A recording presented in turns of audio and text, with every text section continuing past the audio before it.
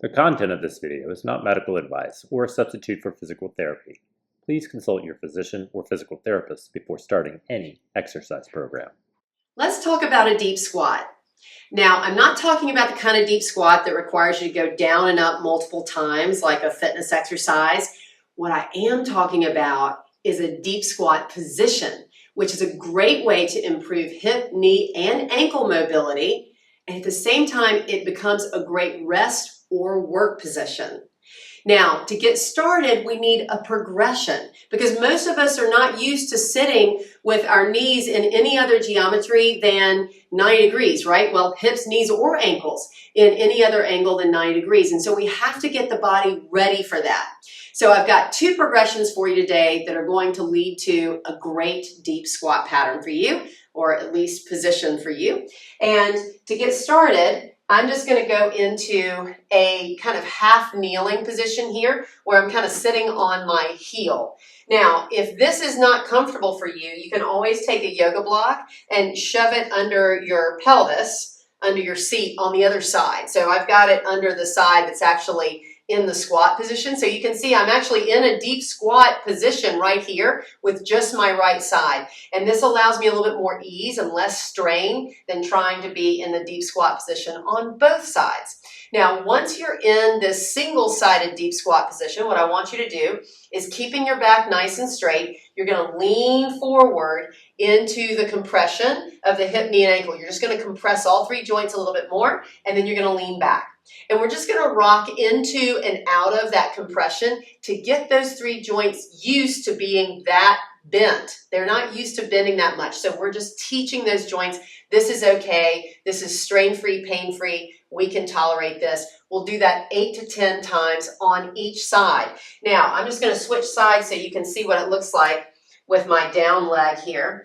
But what I want to add is don't be surprised if one side is a little more restricted than the other. And if that's the case for you, just do a few more reps on the more restricted side. But like I did on the other side, I want to go into and out of this compression about 8 to 10 times so I can get these joints used to taking a little bit more compression than what they're used to on a regular day. Now, before I go into my next progression, I just want to remind you that if you find this content helpful, please click like, subscribe to the channel if you haven't done so already, and do share it with your friends. We really appreciate that. And if you're looking for more exercises to help improve mobility of the hips, knees, and ankles while sparing your lower back, check out my lower back masterclass. The link is in the description below the video. All right, now, my second progression, you're going to need a box or maybe a small stool for, like a kid's stool. And what you'll do with that stool is you're going to have a seat on it. Hopefully it brings you a good bit lower than a chair would so that you can feel that deep squat geometry again. So I'm going to turn to the side so you can see. I'm going to keep my feet about shoulder width. And then just allow my back to be nice and straight, but I am going to lean forward a little bit, once again, to get my hips used to that kind of compression. Now, what you'll do is you'll find a surface that is enough challenge to the hips, knees, and ankles that you feel like you're doing something positive, you're moving forward in this progression, but not so low that it makes you round your back and strain. So you got to be high enough up to where you can keep this nice straight back, right? Now, once you've practiced this daily for, say, a minute or two or three times a day, if you can muster that much frequency, then you'll probably start realizing that you can lower the surface you're sitting on.